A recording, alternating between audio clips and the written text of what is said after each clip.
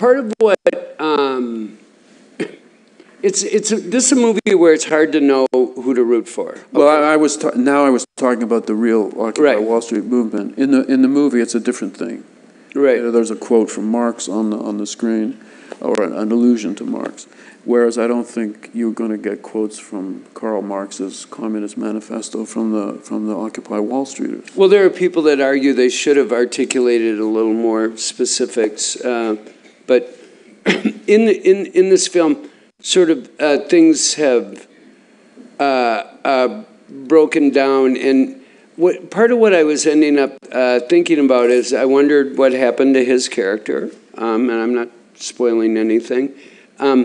But I also wondered what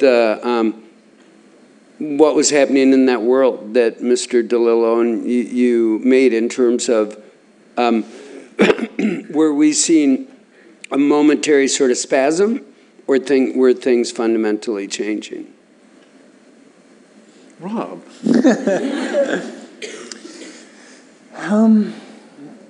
In the world of it, it's weird because I mean I've always just thought it was just it's a character study. I mean that's why I think I don't know if this is why you were going there, but I mean some of the scenes weren't even in the car when I signed. There's about 80% of the scenes in the limousine when I first signed on, and Dave was putting more and more and more of them in there, and I think it is because I think he bears no real relationship. His story with the financial market. I didn't do a single shred of research. I didn't study any traders. There was nothing. I was looking at sociopaths. I mean, that's sociopaths and Howard Dean. Which and just kind of random, almost random elements of things, and stuff about music. I mean, that was kind of. I was listening to like John Cage and things. I mean, it's like just trying to, I don't know, so find someone who it's more about rebirth than the world. I mean, he doesn't want to be part of the world. I think the world is exactly the same. He's living totally independently to it. Yeah. And is desperate to live independent to it.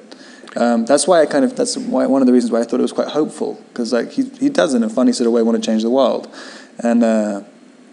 Well, he certainly is in trying to self-actualize in a way. Yeah. It's... ultimately the meltdown financially in the movie is a personal one. It's this character's meltdown. It's not, there's no mention of the euro, and there's no mention of the eurozone, and there's no mention of, in fact, there's no mention of an economic meltdown in general in the movie. But there is sort of a cultural meltdown underway in that there's these ambient street protests. Yeah, at a certain point. But then his character says to one of the other characters, to Samantha Morton, who's playing his chief of theory, he says, 2 hours, what was it? It was a global protest. Now what? Nothing. Right. Because it disappears. And you don't see it in the movie anymore. And so that would suggest that it is a spasm, rather than an indication of real global change. It's a dream. The riot's a dream.